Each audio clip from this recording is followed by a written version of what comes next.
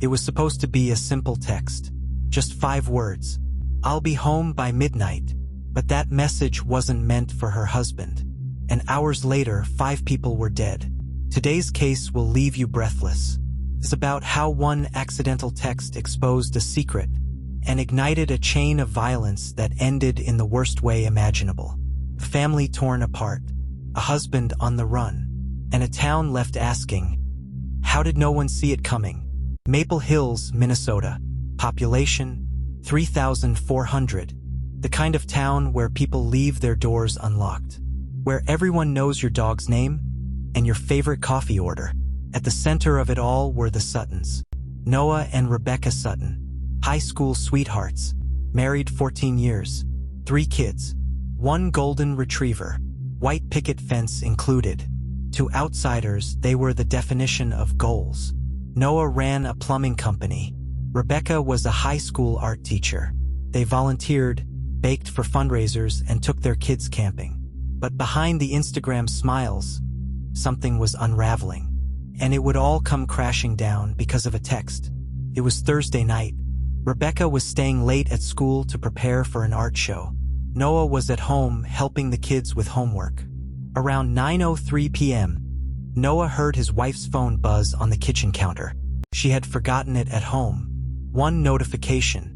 A preview of the message glowed on the lock screen. "I'll be home by midnight, Red Heart. Can't wait to see you again." Noah froze. It wasn't from a student or a friend.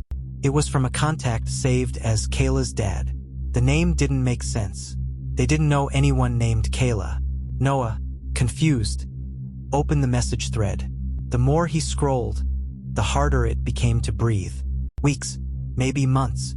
Photos, hotel receipts, and voice notes of Rebecca laughing, whispering things Noah never heard her say. His hand trembled, his jaw locked, but he said nothing. Instead, he calmly placed her phone back on the counter and began locking every door and window in the house. Rebecca came home that night like nothing happened. She kissed the kids goodnight, took off her shoes, and walked right past her husband, who simply smiled. But something had changed. Over the next 2 days, Noah didn't confront her. He cooked, played with the kids, took her car for a wash. But behind closed doors, he was unraveling. He accessed her email, installed spyware on her laptop, and searched every address linked to the name Kayla's dad. The man's real name? Thomas Redding. Divorced. 42. Physical therapist.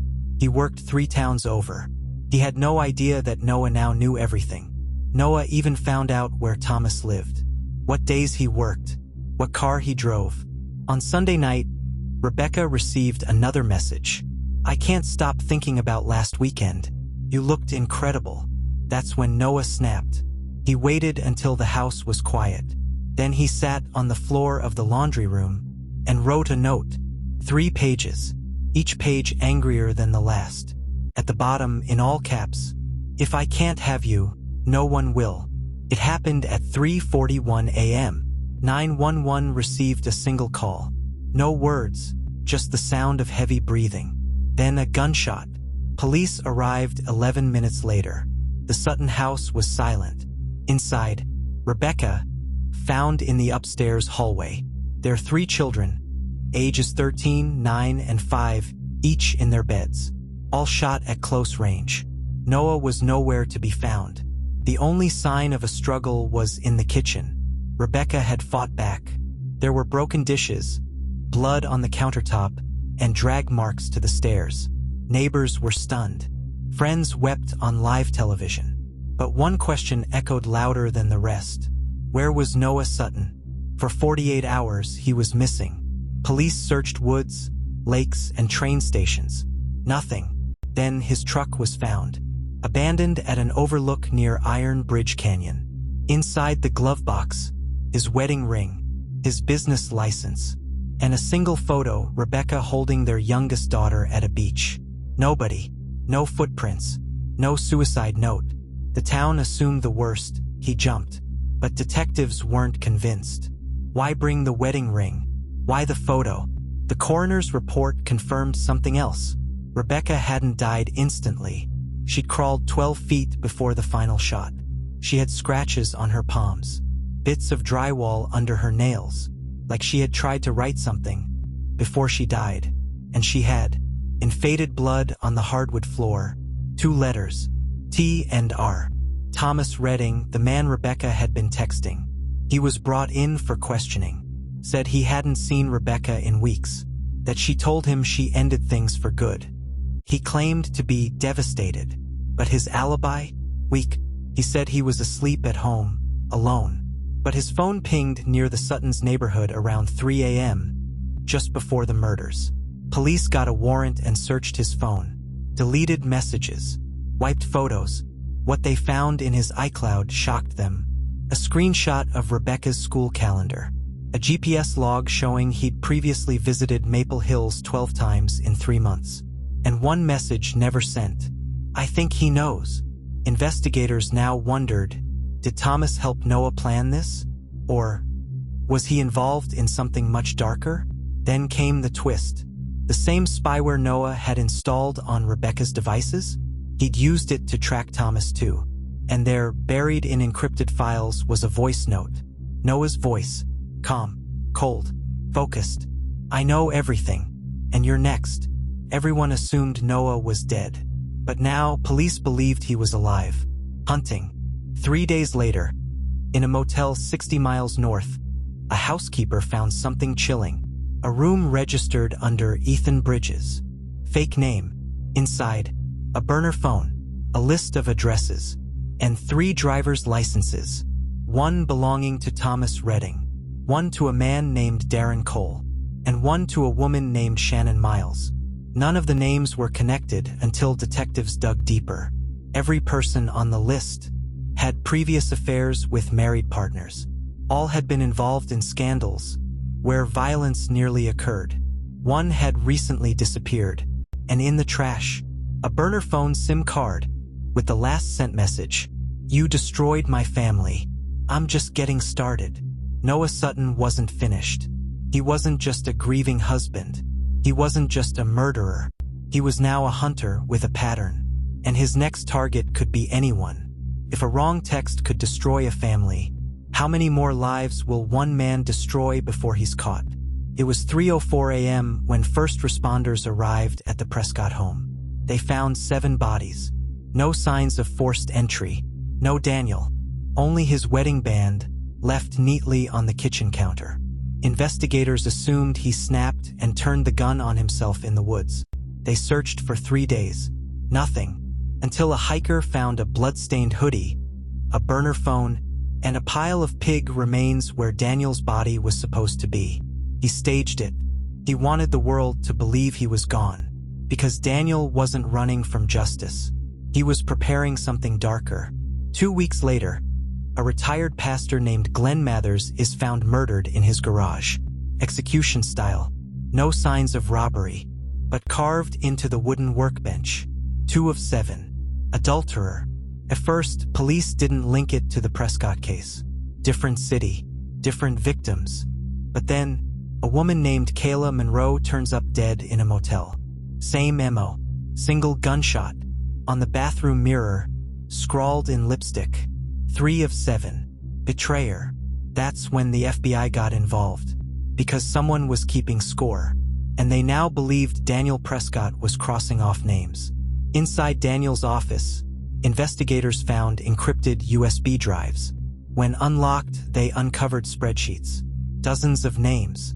Private messages. Bank records. Hidden photos. It was a catalog of infidelity.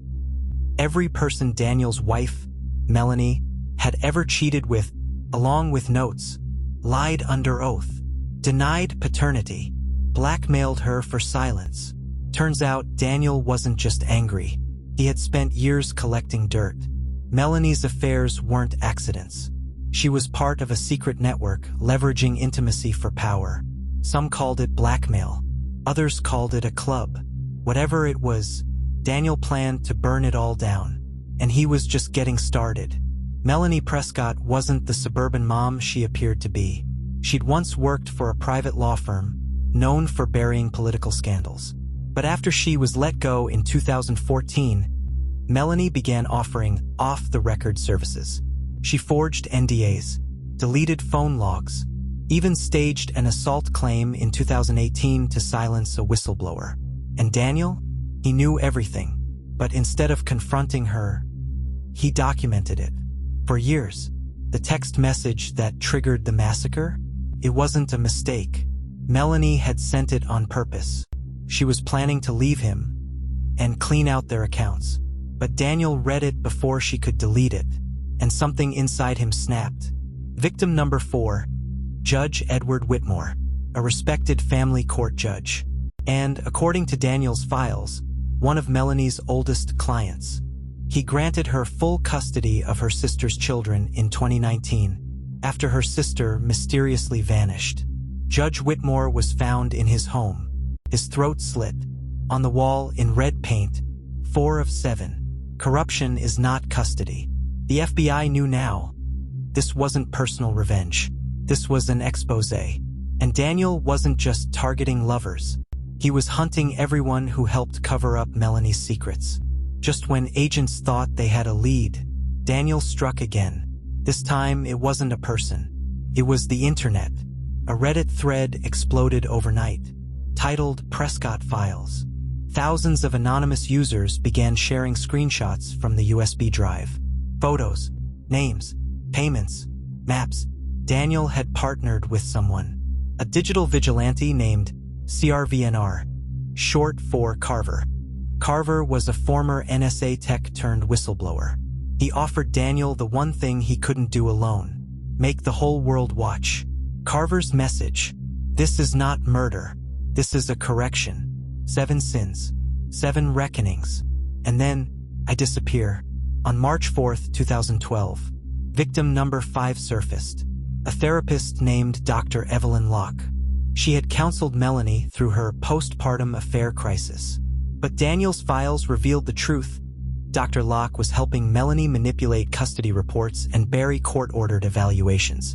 Daniel waited outside her private practice. When her car pulled into the parking garage, he struck. CCTV shows her getting out, then disappearing. Her body was never found. Only a note was left taped to her office door. 5 of 7. The ones who justify are worse than the ones who do. At this point, all of America was watching. News outlets dubbed Daniel the cleanser. Some feared him. Others began to root for him. By now, only 2 names remained. The FBI thought they'd figured it out. Former Senator Clark Wentmore, once under investigation for sexual coercion, and Melanie's own sister, Rachel, the one who vanished in 2019. But the truth was even darker. Rachel didn't vanish. Daniel had been hiding her. She was alive, in witness protection, and willing to talk. Rachel claimed Melanie had planned the massacre first. She wanted Daniel gone. She had planned to stage a robbery, fake a home invasion. But when Daniel read the text, he beat her to it. Rachel told investigators one final truth. Melanie had only one real fear: being exposed. Daniel knew this. That's why he didn't kill himself. He wanted to be the author of her unraveling. But here's the catch. Daniel didn't kill the kids. He arrived to stop the massacre and walked into it already in progress. It wasn't him covered in blood. It was Melanie, panicked, screaming. She begged him to help her clean it up. He said nothing, walked to the garage, loaded the gun, and vanished. Now he's coming back, not for revenge, but to turn himself in, because there's a 7th sin left unpunished. And it isn't a person, it's an idea. So where is Daniel Prescott now? That's the question authorities and the world are asking. But here's the part no one expected. Last week, a live stream appeared. A hooded man, face covered. He said only 7 words. You've seen the smoke. Here's the fire. The video ended with GPS coordinates. They led to a burned-down courthouse. Empty, except for one thing, a USB drive, labeled July 7th.